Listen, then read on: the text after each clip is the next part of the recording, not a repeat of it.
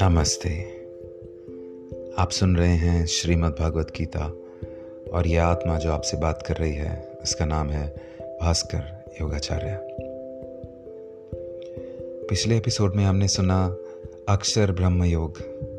आज हम उसी को संपन्न करेंगे। अध्याय 8वां। श्री भगवान कहते हैं, हे अर्जुन, इस ब्रह्मांड में निम्न लोक से ब्रह्मलोक तक के सभी लोकों में सभी जीव जन्म मृत्यु को प्राप्त होते रहते हैं, किंतु मुझे प्राप्त करके मनुष्य का पुनर्जन्म कभी नहीं होता है। जो मनुष्य 1000 चतुर्युगों का ब्रह्म का दिन और 1000 चतुर्युगों का ब्रह्म की रात्रि को जानते हैं, वह मनुष्य समय के तत्व को वास्तविकता से जानने वाले होते हैं। ब्रह्म के दिन की शुरुआत में सभी जीव उस अव्यक्त से प्रकट होते हैं और रात्रि की शुरुआत में पुनः अव्यक्त में ही विलीन हो जाते हैं। उस अव्यक्त को ही ब्रह्म के नाम से जाना जाता है। हे पार्थपुत्र, वही यह समस्त जीवों का समूह बार बार उत्पन्न और विलीन होता रहता है। ब्रह्म की रात्रि के आने पर विलीन हो जाता है और दिन के आने पर स्वतः ही प्रकट हो जाता है। लेकिन उस अव्यक्त ब्रह्म के अतिरिक्त शाश्वत, अनादि, अनंत, परम अव्यक्त परम ब्रह्मा है। वह परम ब्रह्मा सभी जीवों के नाश होने पर भी कभी नष्ट नहीं होता है, जिसे वेदों में अव्यक्त अविनाशी के नाम से कहा गया है। उसी को परम गति कहा जाता है, जिसको प्राप्त करके मनुष्य कभी वापस नहीं आता है।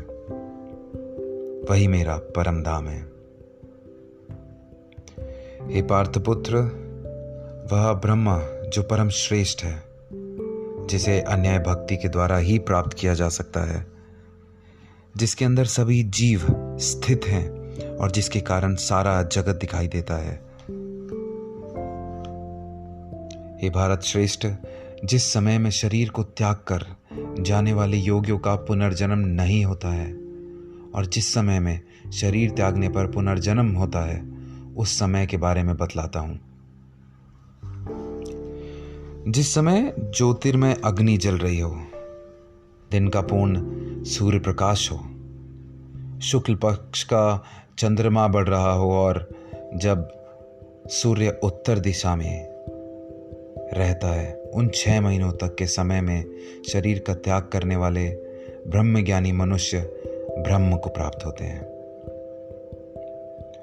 जिस समय अग्नि से धुआं फैल रहा हो, रात्रि का अंधकार हो, कृष्ण पक्ष का चंद्रमा घट रहा हो और जब सूर्य दक्षिण दिशा में रहता है, उन 6 महीनों के समय में शरीर त्यागने वाला स्वर्ग लोक को प्राप्त होकर अपने शुभ कर्मों का फल भोग कर पुनर्जन्म को प्राप्त होता है।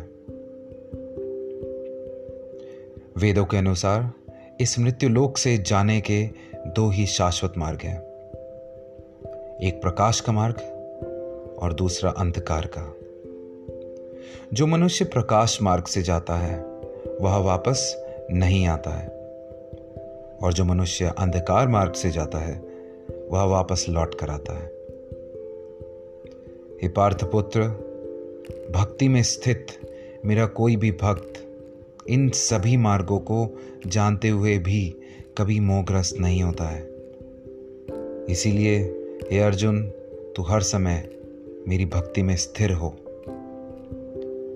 योग में स्थित मनुष्य वेदों के अध्ययन से, यज्ञ से, तप से और दान से प्राप्त सभी पुण्य फलों को भोगता हुआ अंत में निश्चित रूप से तत्व से जानकर मेरे परम धाम को ही प्राप्त करता है, जो कि मेरा मूल निवास स्थान है। इस प्रकार उपनिषद, ब्रह्म विद्या तथा योग शास्त्र रूप श्रीमद् भगवद गीता के श्री कृष्ण अर्जुन संवाद में अक्षर ब्रह्म योग नाम का 8वां अध्याय संपूर्ण हुआ। मैं आप सभी का बहुत बहुत धन्यवाद करना चाहता हूँ सुनने के लिए। प्लीज़ सुनते रहिए श्रीमद् भगवद गीता।